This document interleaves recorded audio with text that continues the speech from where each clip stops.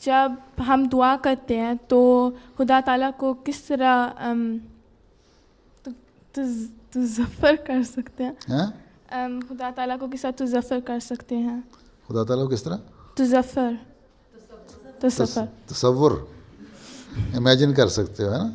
کس طرح اپنے ذہن میں لاؤ. یا میرا مطلب ہے جب سوچتے ہیں خدا تعالیٰ کا تو آنکھوں کے سامنے ایک تصویر آتی ہے. تصویر تو آنی نہیں چاہیے نا. سامنے دیکھ رہی ہو سجدہ گاہ میں بیٹھو. اللہ تعالیٰ تو ہر جگہ ہے. اللہ تعالیٰ کو کیا تم شکل بناؤ گی؟ ایسا اللہ تعالیٰ ہونا چاہیے. دیکھو اللہ تعالیٰ ہر جگہ ہے.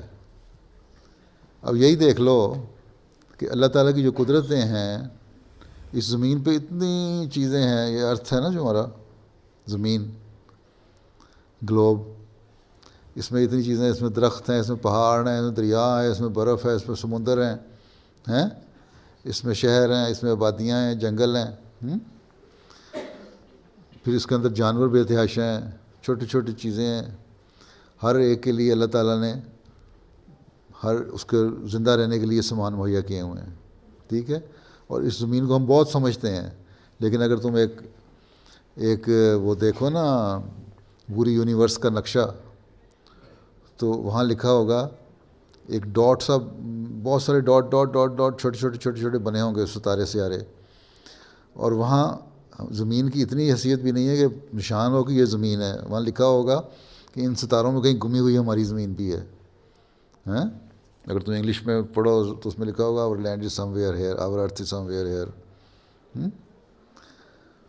تو جب اتنی حیثیت نہیں ہے زمین کی اور اس میں ہم دیکھتے ہیں حیران رہ جاتے ہیں، تو اللہ تعالیٰ کی یہی قدرتیں ہیں.